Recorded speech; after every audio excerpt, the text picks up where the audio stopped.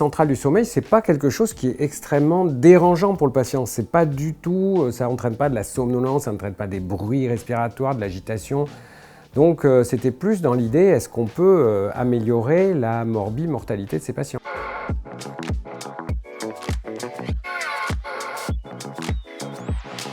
Alors déjà, peux-tu nous rappeler ce que c'est que les apnées centrales?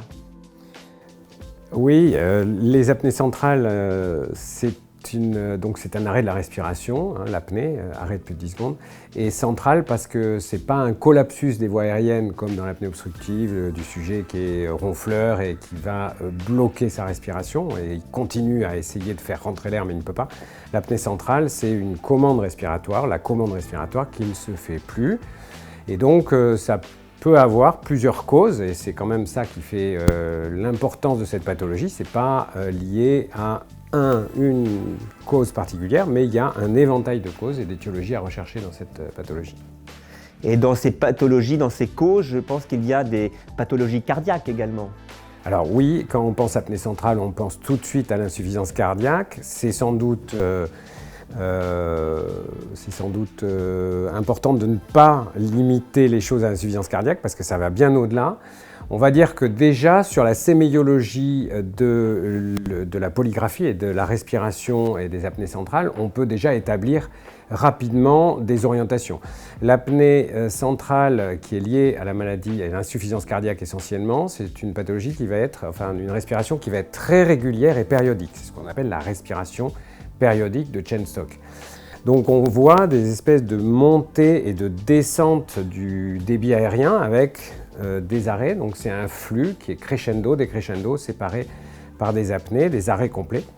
Alors qu'on a des causes qui sont toxiques, lésionnelles, par exemple tous les opioïdes, où là c'est plutôt des respirations de type ataxique, c'est-à-dire des respirations saccadées avec des arrêts qui sont de plus en plus longs, mais il n'y a absolument pas du tout de régularité ou de choses très douces et harmonieuses comme dans le Cheyne-Stokes. Et au pire, si on a des intoxications sévères aux opioïdes, ça conduit à l'arrêt respiratoire complet qu'on connaît chez les gens qui meurent de ces intoxications. Alors Vincent, peux-tu nous expliquer comment on fait le diagnostic de syndrome d'apnée du sommeil? Alors pour le syndrome d'apnée du sommeil central, les enregistrements polygraphiques, polysomnographiques, les critères c'est ceux qu'on connaît, hein. L'apnée c'est l'arrêt de la respiration 10 secondes. La différence donc avec l'apnée obstructive c'est qu'il n'y a pas d'effort respiratoire. Et donc voilà, on a fait le diagnostic, on a plus de 15 apnées par heure de sommeil, on a des apnées donc centrales prédominantes, c'est ce qui définit le syndrome d'apnée du sommeil central. Il y a plus de 15 apnées par heure de sommeil et plus de 50% des événements qui sont centraux. Ensuite, comme je disais, on a donc l'aspect séméiologique de l'apnée qui va orienter, mais c'est surtout les gaz du sang qui vont nous catégoriser en deux grands types d'apnée du sommeil, d'apnée centrale du sommeil. Soit les patients donc, qui vont être hypercapniques, et à ce moment-là, ce sont des causes qui sont en général assez faciles à identifier, des maladies donc, qui sont celles que les pneumologues connaissent bien, hein, les pathologies respiratoires, les troubles restrictifs, les syndromes obésité hypoventilation, la BPCO, et ces patients-là qui sont quand même assez évolués et qui sont hypercapniques, ils vont avoir donc des arrêts de respiration qui sont... Et puis il y a tous les patients qui sont neuromusculaires, alors qui ont simplement la commande, alors les SLA, ou les tumeurs des centres respiratoires qui vont provoquer l'arrêt respiratoire. Donc ça, c'est des pathologies, on va dire, en général, on ne passe pas trop à côté, quoi qu'il faut quand même y penser et faire certains examens pour, par exemple, des syringomyélies qu'on ne voit pas toujours, qui n'ont pas toujours de symptomatologie, donc il faut faire un IRM du tronc cérébral pour les dépister. Et puis ensuite, on a les patients qui sont normo-hypocapniques, ça veut dire qu'ils ont des gaz du sang qui sont quasiment normaux, voire une capnie qui est très légèrement en dessous. Et c'est ça qui va, cette capnie qui va être très fluctuante et chez l'insuffisant cardiaque qui va baisser un petit peu trop et qui va entraîner cette respiration crescendo, décrescendo. Donc le patient élimine son CO2, il reprend la respiration, etc. Mais ça peut durer toute la nuit une respiration de Cheyne-Stokes. Donc voilà, il faut vraiment penser à ça. Et puis alors, dans les normo-hypocapniques, il y a l'insuffisance cardiaque et il y a toutes les autres causes. Alors par exemple, en altitude, les patients qui ont une insuffisance rénale, et puis le SAS émergent, qui est aussi une cause un peu particulière. les apnées centrales qui apparaissent chez un patient qui est traité par PPC pour les apnées obstructives. Donc c'est un monde, l'apnée centrale, c'est pas le simple collapsus, on rentre vraiment dans une pathologie, dans de multiples pathologies. Donc il faut savoir... Alors, il y a quelques années, il y avait énormément d'espoir dans la prise en charge thérapeutique mécanique par de la ventilation et il y a eu cette fameuse étude Servatchev. En quoi cette étude a changé la donne dans la prise en soin de ces patients ? Alors, les apnées centrales chez l'insuffisant cardiaque, puisqu'on parle de ça, Servatchev, c'était un traitement qui a été proposé pour traiter les troubles respiratoires spécifiques de l'insuffisant cardiaque. On avait depuis le début des années 2000, on s'était rendu compte que les insuffisants cardiaques, on avait à peu près été vers toutes les thérapies qui permettaient de les stabiliser, les traitements médicamenteux, les traitements électriques avec la resynchronisation. Et puis malgré tout, ça reste une pathologie où il y a énormément d'hospitalisations, de décès et une maladie qui est extrêmement prévalente. On a 1 million d'insuffisants cardiaques en France. Donc il est sûr que si le traitement des troubles respiratoires pouvait changer les choses, c'était un marché quand même considérable pour les industriels, donc ils nous ont quand même un peu poussé à aller vers ça. En sachant que l'apnée centrale du sommeil, c'est pas quelque chose qui est extrêmement dérangeant pour le patient. C'est pas du tout, ça n'entraîne pas de la somnolence, ça n'entraîne pas des bruits respiratoires, de l'agitation. Donc c'était plus dans l'idée, est-ce qu'on peut améliorer la mortalité de ces patients? Alors il y a eu des études en PPC, donc en stabilisant simplement les voies aériennes, qui ont montré que ça pouvait marcher. Mais souvent ça ne marchait pas quand même, on n'arrivait pas à faire disparaître les apnées centrales de l'insuffisance cardiaque. Donc en fait, les industriels ont créé une machine qui était vraiment faite pour traiter la respiration périodique. Quand le patient diminue sa respiration et s'arrête, la machine démarre et complète la respiration.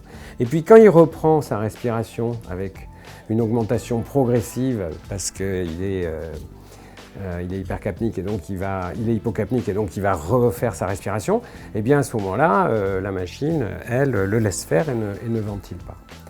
Et cette technique, elle marche très très bien. On s'est rendu compte que vraiment, on pouvait complètement corriger cette respiration périodique alors que ça ne marchait pas bien avec la PPC. Le problème, c'était de savoir si ça donnait réellement une amélioration de la mortalité de ces patients-là. Et Servatchev, ça a été ça. C'était que finalement, on n'a pas montré d'amélioration, au contraire, on a montré une aggravation. Donc les patients, ils mouraient plus quand on leur corrigeait ça. Donc ça a été vraiment le pavé dans la mare, c'était 2015, arrêt complet de ce traitement.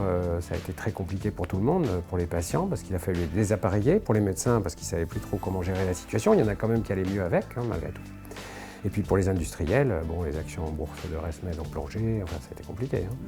Et depuis, ça fait 10 ans. Ça fait 10 ans qu'on est bloqué sur cette étude, qui comporte des biais, bien évidemment. Je ne vais pas rentrer dans le détail, mais... Et donc en parallèle, si je peux me permettre de continuer. Oui, il y a peut-être des nouveaux espoirs, tu vas nous le dire. Alors les nouveaux espoirs, voilà, c'est ça, les nouveaux espoirs.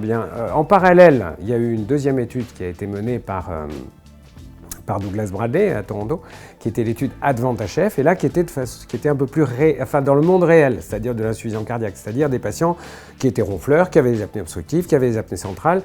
Donc c'est quand même ça l'insuffisance cardiaque, c'est pas des patients qui sont SAS centrale pure, c'est jamais ça, c'est souvent beaucoup plus compliqué. Et là, c'était vraiment une prise en charge globale de ces patients. Et là, on a eu, cette étude a été vraiment interrompue par de multiples problèmes, les comités d'éthique qui ont été très longs à donner des autorisations, l'étude Servatchev qui a quand même tout planté alors qu'elle débutait depuis 5 ans au niveau des recrutements. D'ailleurs, la France et l'Allemagne n'ont plus le droit d'inclure les patients qui étaient caractérisés groupe Servatchev.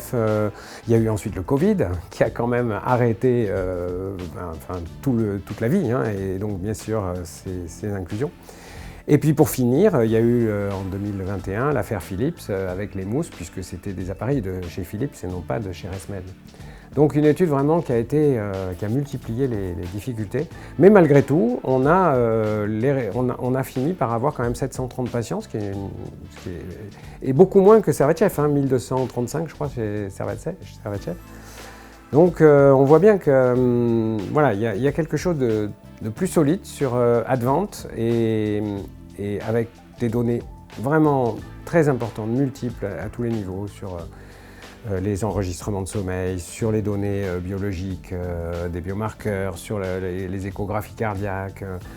Donc on attend quand même les résultats de façon, oui, impatiemment, parce que ça pourrait vraiment changer notre pratique. C'est pas qu'on va sans doute transformer les choses sur la morbimortalité, mais on a quand même des patients. En qualité de vie, déjà. Qualité de vie, au moins. Voilà, pour les patients. Eh ben, merci beaucoup, Vincent, et puis probablement à l'année prochaine pour les fameux résultats de cette étude. Avec plaisir et merci pour l'invitation au JPRS.